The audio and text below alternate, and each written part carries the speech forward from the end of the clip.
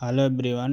Today we are going to learn syntax, and in syntax we will solve exercise of adverb. So let's start. Question number 1 है this flower smell sweetly. देखो जो sweetly word है ये adverb है। अब ये adverb देखो, adverb अगर रियल में देखा जाए तो पार्ट्स ऑफ स्पीच जो हमारे 9 पार्ट्स ऑफ स्पीच होते हैं, कुछ लोग 8 बताते हैं, कुछ लोग 9, बट आर्टिकल लेके 9 होते हैं। उसमें से 9 नाउन, प्रोनाउन और इंटरजेक्शन, 3 ऐसे पार्ट्स ऑफ स्पीच हैं जिसको एडवर्ब क्वालिफाई नहीं करता। तो अब देखो इस बात को समझो बड़े ध्यान से।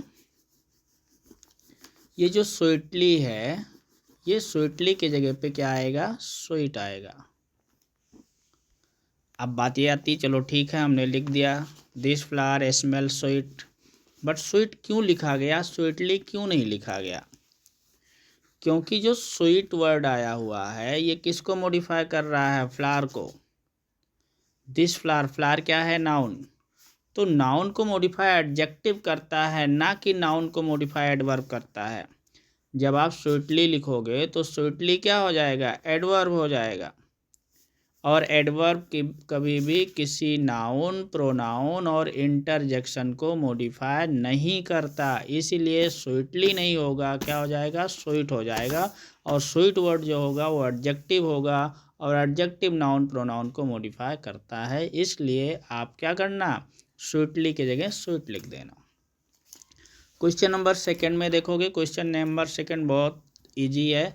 जब किसी सेंटेंस में हेल्पिंग वर्ब आ जाता है, जैसे कैन हेल्पिंग वर्ब है, तो आप क्या करना, जो हमारे एडवर्ब होते हैं उसे हम हेल्पिंग वर्ब के बाद लिख देंगे, तो नेवर आएगा कैन के बाद। I can never like such a bad man. Question number 3 को देखोगे, होम के पहले टू लगा हुआ है, जो कभी भी नहीं लगता, होम के पहले टू नहीं लगता, एट नहीं लगता, तो आप 3 तो ऐसे सॉल्व कर लोगे। क्वेश्चन नंबर 4 को देखो, the dog rain very fastly. देखो फास्टली कहाँ से आया, इस बात को समझो। फास्टली तो आया हुआ है फास्ट से, है ना।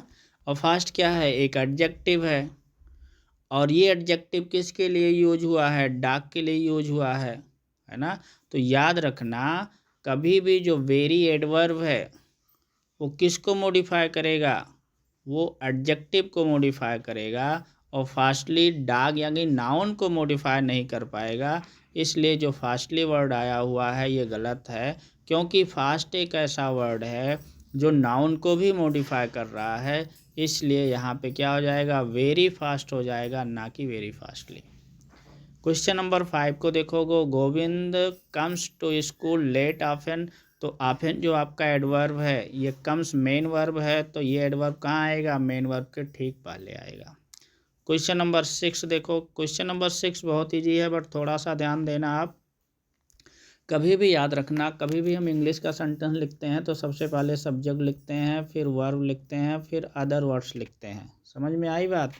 तो यहाँ पे 6 में देखो ही सब्जेक्ट हो गया, तो सब्जेक्ट के बाद आपको क्या आना चाहिए? वर्ब आना चाहिए। तो सब्जेक्ट के बाद क्या आ जाएगा? वाज हो जाएगा।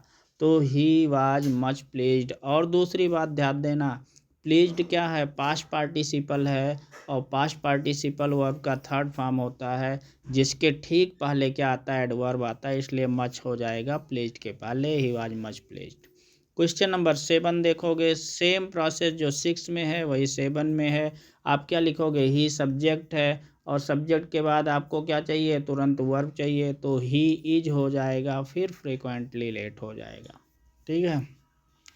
और याद रखना, जिस सेंटेंस में मेन वर्ब नहीं होता है, कोई हेल्पिंग वर्ब होता है या बी फार्म होता है, जैसे इज को हम बी फार्म बोलते हैं, तो क्या हो जाएगा? इस बी फार्म के बाद एडवर्ब आता है, ऐसे भी आप समझो। ही इज फ्रीक्वेंटली लेट, ये हो जाएगा। क्वेश्चन नंबर 8 को देखोगे, क्वेश्चन नंबर 8 में ये सबसे बड़ी बात ध्यान देने वाली है। टू हमारा कौन सा वर्ड होता है? निगेटिव वर्ड होता है। ग्लैड हमारा क्या है? पॉजिटिव वर्ड है। तो इसलिए ये ग्लैड जो पॉजिटिव वर्ड है और टू निगेटिव वर्ड है, तो ये टू के जगह पे हम क्या कर देंगे? टू के जगह पे वेरी कर देंगे, जो पॉजिटिव हो जाएगा। He was very glad to accept my invitation.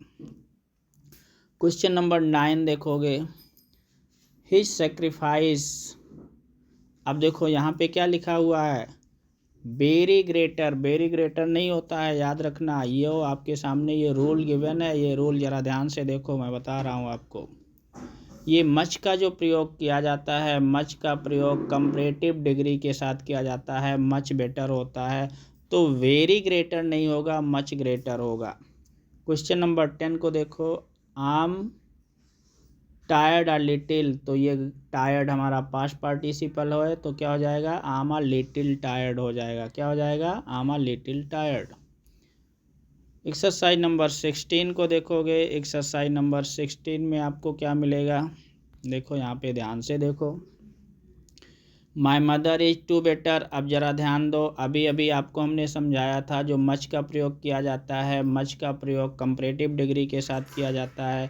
Better हमारा पॉजिटिव वर्ड है, टू हमारा नेगेटिव वर्ड है, इसलिए मच बेटर हो जाएगा, ना कि टू बेटर। ये देखो, अभी जैसे हमने 6, 7 को समझाया था, ही हमारा सब्जेक्ट है, तो सब्जेक्ट के बाद क्या आएगा, वर्ब आएगा, अर्थात डिड आएगा, फिर एडवर्ब वेल आएगा। तो क्या हो जाएगा, ही डिड वेल हो जाएगा। क्या हो जाएगा, he did well.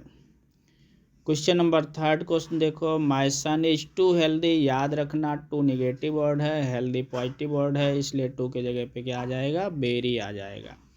My son is very healthy. Question number 4 को देखो, इसको हम दो तरह से बनाएंगे। क्वेश्चन नंबर 4 को या तो आप ऐसे करो, he helped me only twice कर दो, या तो आप ओनली को ले आओ ही के पहले, अर्थात मेन वर्ब के पहले, तो ही ओनली हेल्प मी ट्वाइस। तो दो तरह से आपका बनेगा। ये आज के क्वेश्चंस इतने ही।